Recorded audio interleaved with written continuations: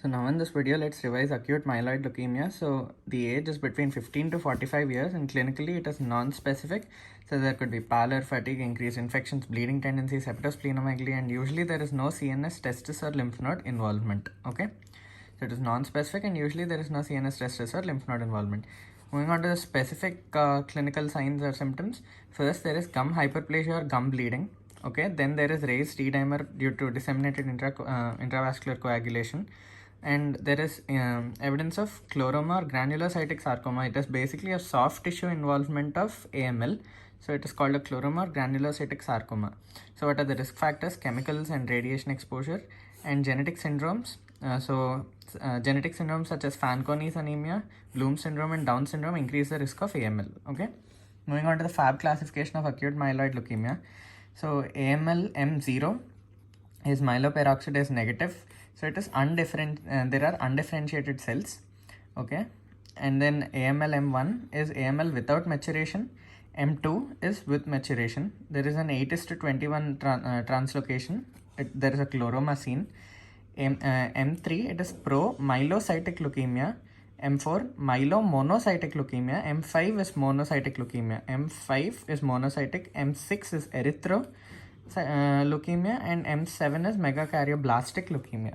So AML, so M0 is myeloperoxidase negative. Myeloperoxidase is a stain for myeloblasts. M2, the pathogenesis is a translocation, 8:21 translocation. It is the most common FAB type of AML and it is maximally associated with chloroma. So AML M2, 8:21 and chloroma. So chloroma is also called a myeloblastoma or a granulocytic sarcoma. Chlor is from chlorophyll because it is greenish in color because it is myeloperoxidase positive. And okay, that is what is shown here. Myeloperoxidase negative was only M0. M2 is myeloperoxidase positive, so it is green in color, chloroma. It comprises of myeloblasts, so it is called myeloblastoma, and soft tissue involvement, so sarcoma, granulocytic sarcoma. Most common site is the eye, so that is why there is proptosis, protrusion of the eyeball, and Arbischoff cells are seen. It is the presence of monocytes in a chloroma, so they are called Arbischoff cells. Okay, they are important. In AML M3, acute promyelocytic leukemia, so it is associated with T15:17 translocation. 3 5s are 15, right? So 50, remember it like that. So there is a PML-RARA fusion protein, that is the basic pathogenesis, which causes a decrease in the vitamin A levels. Vitamin A is necessary for the conversion of promyelocytes to myelocytes.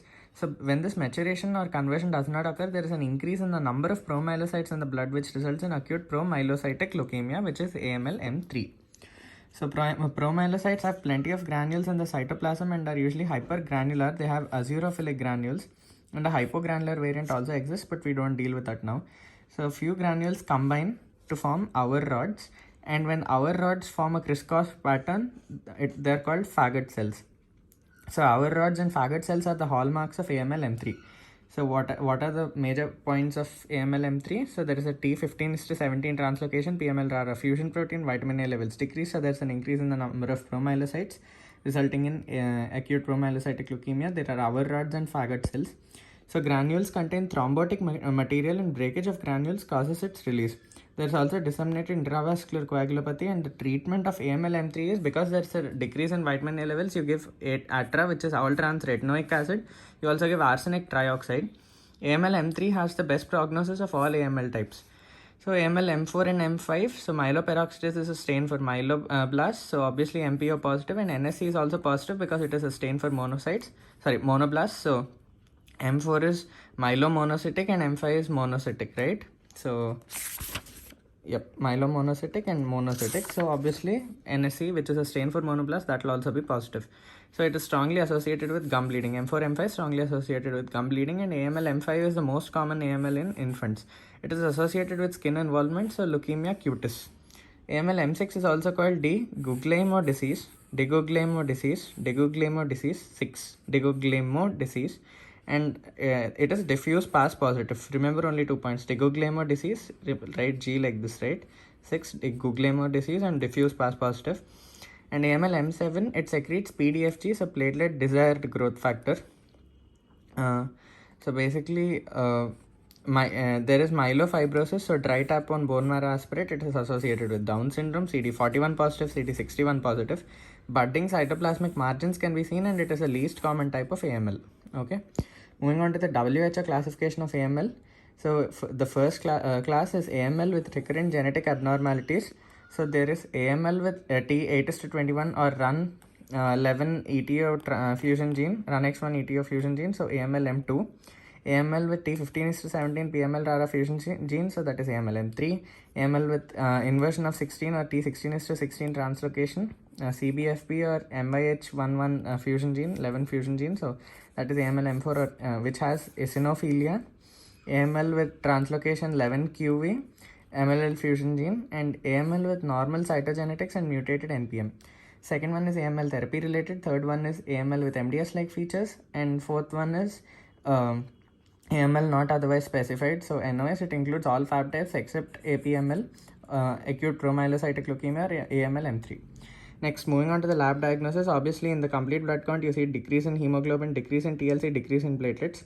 So peripheral smear and bone marrow aspirate, you see greater than 20% of myeloblasts. So obviously you see our rods here in this picture, you can't appreciate. And Faggot cells, you can see the crisscross pattern. And you can see granules in moderate cytoplasm in the myeloblasts. Okay, you can see the AML. So stains myeloperoxidase positive, SPB positive, and NSE positive for monoblasts. AML M6 is diffuse pass positive. Okay, and then the markers are CD13, 33, and 117 plus. So CD13, 33, and 117 plus, and myeloperoxidase positive.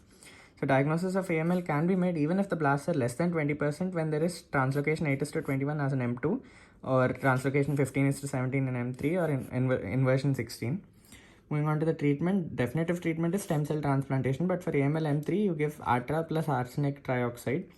So if the blast show both myeloid lineage markers as well as lymphoid lineage markers, it is called biphenotypic leukemia. So myeloid lineage markers are 13, 33, 117 plus, and myeloperoxidase positive. Lymphoid lineage markers are 19, 20, CD 19, 20, and 10, and PAX5 plus 1, 2, 3, 5, and 7 CD. Okay.